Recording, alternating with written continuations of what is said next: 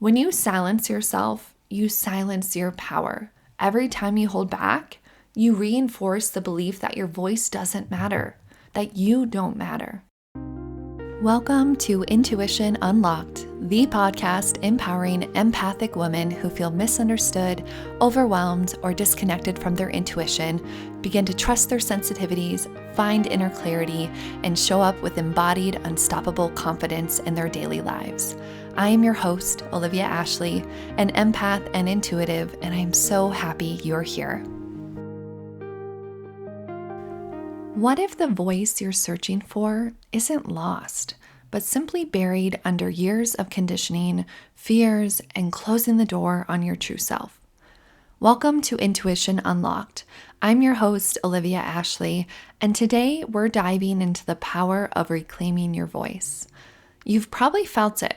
The hesitation before speaking your truth, the self-doubt that creeps in when you have something to say, or the fear of judgment, rejection, or simply being too much. Well, what if I told you that your voice, your true voice, has been there all along? It's just waiting for you to reclaim it. In this episode, we are unlocking the layers of your voice. The inner voice, your intuition, the mental voice, your ego, mind chatter, and the external voice, the expression of you.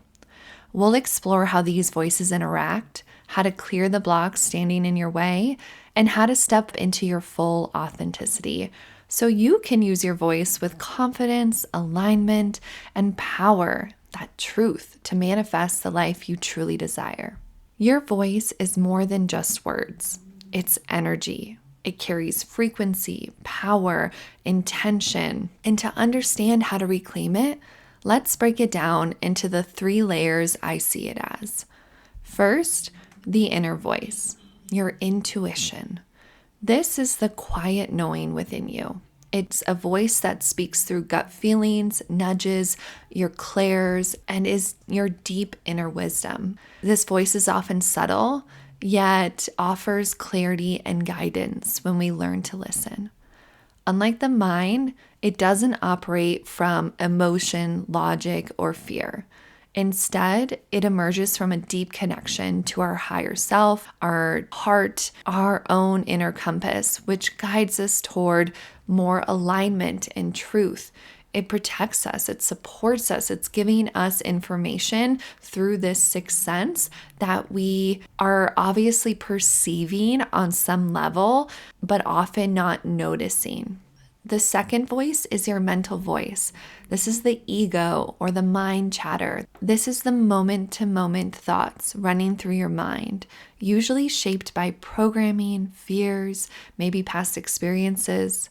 This is your conscious mind, your ego, which Carl Jung believed functions to balance out the subconscious and conscious, as well as balancing the needs of the self with society. I find that in an interesting lens because it speaks to more of a function of protection, of balance, of trying to rectify these 2 spheres, the subconscious and the conscious. But it can often be misguided based on past experiences, based on conditioning, yet we don't have to stick with those aspects that don't fit us anymore.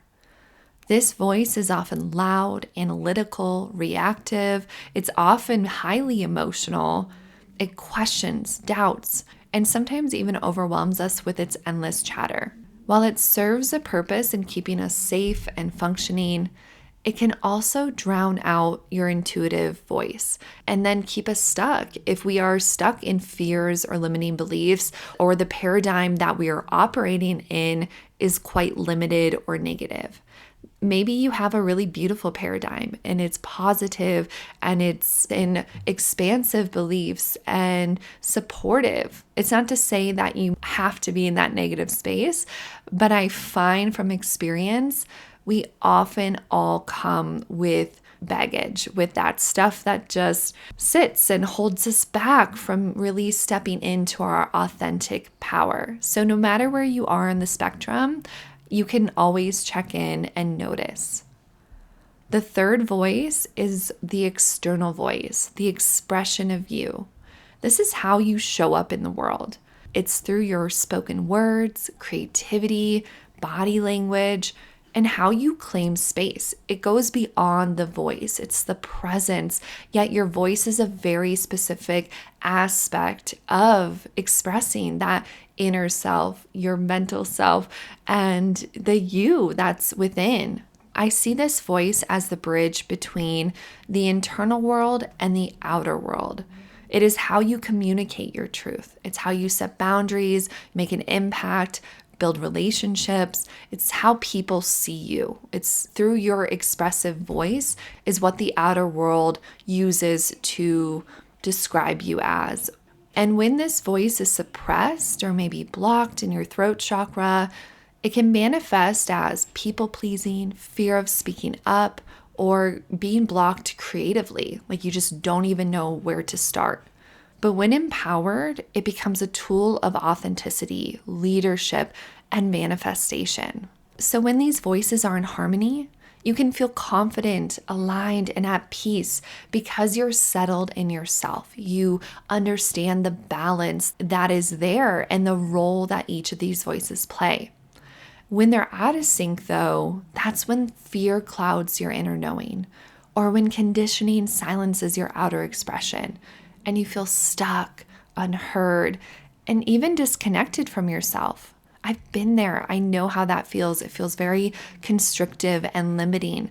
But the reality is, the more you get to know yourself, the more you trust your inner voice and trust your ability to begin to express and use it, there are shifts that happen and ripples that take place. It becomes more comfortable. You become more expansive and confident. And truthfully, I think most of us are disconnected from our true voice on some level to some degree because our mental voice is so loud. We're often busy making lists, doing work, worried about what are we going to eat? How are we going to get to that next place? The anxiety creeps in. And when that happens, or we're constantly doing, we drown out our intuition, and it influences how we express ourselves.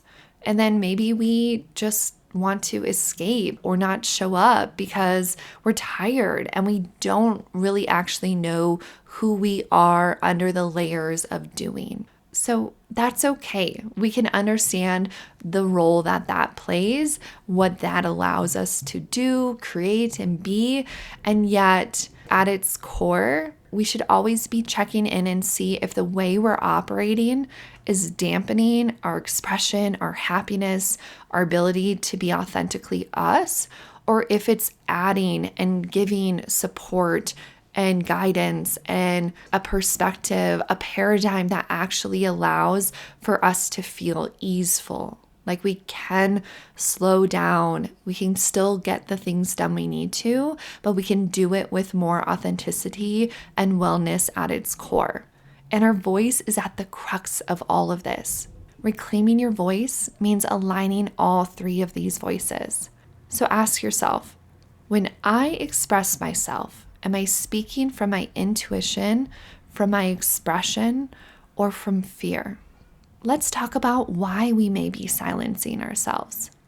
Often, somewhere along the way, we were taught to shrink, to edit, to suppress our voice. From childhood, maybe you were told, be quiet, don't be too emotional, no one wants to hear that, and or some other expression of those aspects. And maybe you learned that speaking up led to rejection or discomfort, or maybe people just simply didn't understand you. They didn't believe you or believe you were worthy of being heard. So it felt safer to stay silent. It could come through many different ways, but often the suppression happens through cultural and societal conditioning that be polite, don't rock the boat, people won't like you if you're too bold, or past wounds and rejection. So a moment, whether in childhood or any time in your life, when someone shut you down, laughed at you, or dismissed your feelings like they weren't valid. Another I often see is fear of judgment and visibility. And this often comes with us women, especially empaths and intuitives who are sensitive. We often can fear using our voice because it feels unsafe or overwhelming due to the aspects of how we grew up, what we were taught. Again, that people pleasing, don't be too far outside of the box, stay in your lane, be the good girl, just, listen and do. But here's the truth. When you silence yourself, you silence your power. And each and every one of you is incredibly powerful in your own way. Every time you hold back, you reinforce the belief that your voice doesn't matter, that you don't matter. And that's so far from the truth because you have a beautiful, unique, important role to play here if you are here in a body at this time. Silence doesn't protect us, it isolates us. And that isolation starts to fester and create its own issues and suppression of self. So when we don't speak our truth, we literally create energetic blocks within our energy field, within even our physical body. That's how it works. Our emotions, our energy can get stuck, and then we have physical sensations that start to arise to help us notice, hey, something's not quite right. But if we don't notice or we're not actively taking stock of where we're at, those blocks can keep us stuck in the patterns of self-doubt, exhaustion, physical tension, stress, all the things that we know comes when we are not allowing the flow, the movement, the expression of ourself, of our voice. An exercise that might help is to think of a time when you suppressed your truth. What was going on? Who was involved? How did it feel in your body? Did you hold any tension somewhere? Did you tighten in your throat? How did that feel? Take a moment to viscerally remember, if you feel comfortable doing so, you definitely don't have to, how that felt when you suppressed a truth of yours. Now imagine the opposite. What if you had spoken freely? What if you didn't hold back? You used your voice, you said what needed to be said. How does that feel in your body? What shifts when you let that go and imagine that you handled it differently? This is the energy shift we're wanting to step into. This is the reprogramming we can do to begin to show ourselves we are capable of using our voice, of expressing, of feeling safe. And sometimes that starts in the mind, the imaginative realm of re-walking through times where we felt suppressed or silenced with our voice and reclaiming what would it feel like? How would I have showed up differently? So when something like that happens again, you can change the outcome. You can learn from it. And with that, how can we activate your true voice and power? To reclaim your voice, you can begin by clearing these blocks we just talked about, starting to trust and work with your intuition. Welcome to Intuition Unlocked podcast, where we do this every week. And you can express from a place of truth. And here's how. Firstly, tune into your inner voice, your intuition. Begin by finding silence in your days. Make time for some stillness, for journaling, for a walk, and just notice, breathe. Allow yourself to feel like there's nothing else to do, but to just settle with where you're at. When you have that space, you can begin to sense if there's anything that wants to come through. And once you have that space, you can ask yourself, what do I truly feel? What am I afraid to say out loud? How does my voice want to show up? How can I better express myself? Begin to ask. It's a relationship that you cultivate with your intuition, and that's how you strengthen it. Because the more you listen, the louder it gets. And the more you work with it or talk with it, create a relationship with it, the more you're going to remember to continue to do so. It becomes habitual. Secondly, you can shift your mental voice. You can identify limiting beliefs. What stories have you internalized about your voice, about how you authentically express, about any fears or worries that you hold of being seen or being heard? You can start to work with reframing your thoughts.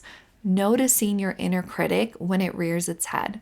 We all have one, the mind that just beats you up a little bit when something goes awry, or maybe you misspoke and then you just feel embarrassed and you can't stop thinking about it.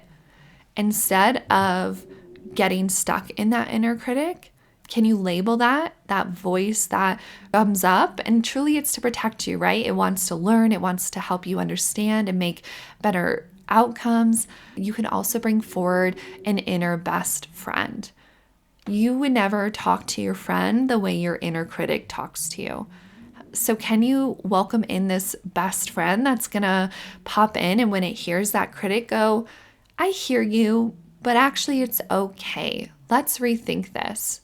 So instead of saying, oh, my voice doesn't matter, or I didn't show up the way I wanted to, shift to, my voice is powerful and needed, and I'm going to make sure that I continue to work on using my voice and continue to show up even when times it doesn't go the way I thought it would.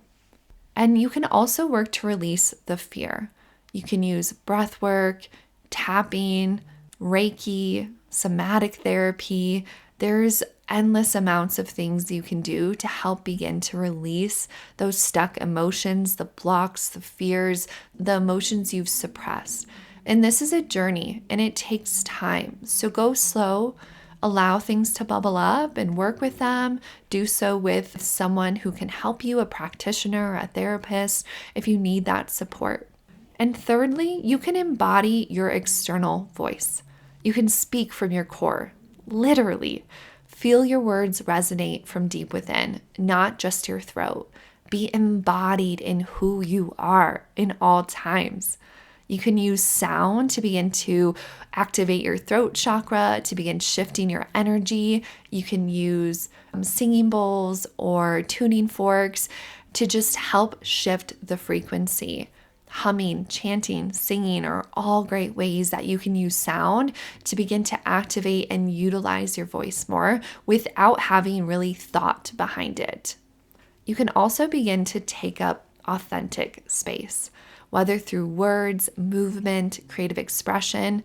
Own your presence. Maybe it's how you dress, how you hold yourself, whatever it takes to feel confident. Be you. And shine your light. It's so worthy of being seen.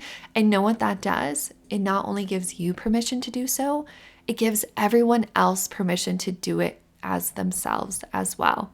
A mantra I can offer is, my voice is powerful. My words shape my world.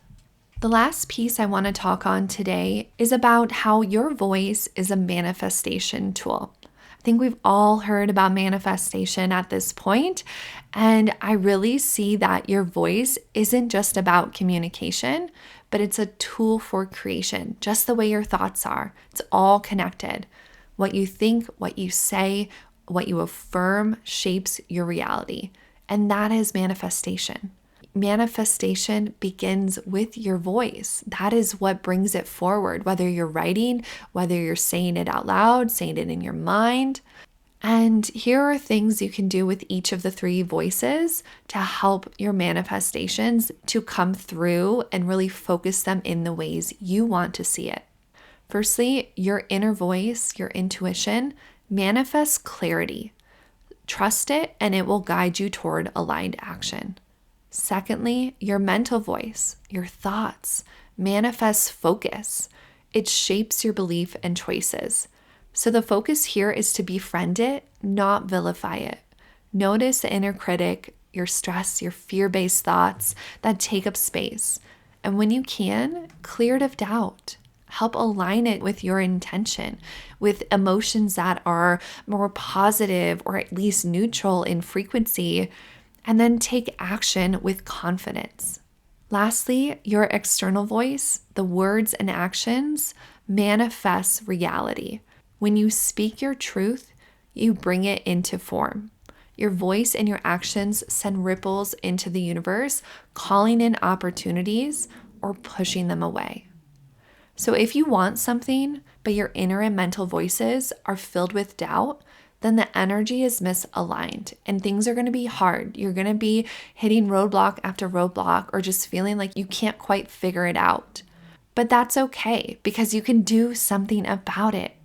When you start to reclaim your voice and reclaim exactly what we talked about in this episode, you can begin to bring all 3 layers into alignment. And the manifestation becomes more easeful and at points even effortless when this truly becomes a habit and a practice where your 3 voices are truly connected, balanced, and in alignment. Some practices that can help are to speak your desires out loud daily, as if they're already happening. Feel the emotion of what it would feel like as it's happening. So, I am confident, I am heard, I am thriving, I am abundant, I have what I need. Also, notice how you talk about yourself. Would you speak to a friend that way? Keep your inner critic in check and become your own inner best friend. And lastly, celebrate small moments of self-expression. Every time you use your voice or you show up in the way that feels authentically you reclaim it and you bring power to it. In summary, your voice is one of your greatest tools for authenticity, power, and manifestation. When your inner voice, that intuition, your mental voice, those thoughts, and your external voice, your expression, are in alignment, you create a life that reflects your truth. It feels good. It feels grounded. You are embodied and you can show up with authenticity and confidence without really even trying. You just become you. The process of reclaiming your voice is not just about speaking up. It's about owning who you are and allowing your presence to be fully seen and felt. Because at its core, you have you, and I hope you can find love and joy and appreciation for who you are. If this episode resonated with you, take one small step today to express yourself more authentically, whether that's through journaling, sharing your thoughts out loud, or speaking up in a conversation. Remember, your voice matters. Your voice is a powerful tool. Reclaiming it isn't just about speaking, it's about fully embodying who you are, listening to your intuition, quieting the noise of self-doubt, and stepping into your truth with confidence. And if you are enjoying these episodes and this podcast, please follow the show and send this episode to one person you think could really use it at this moment. Thank you so much for being here. Until next time, trust your voice and remember, it's leading you home. Thank you for joining me on Intuition Unlocked. If you enjoyed this episode, be sure to subscribe so you never miss a moment of insight, guidance, or intuitive inspiration.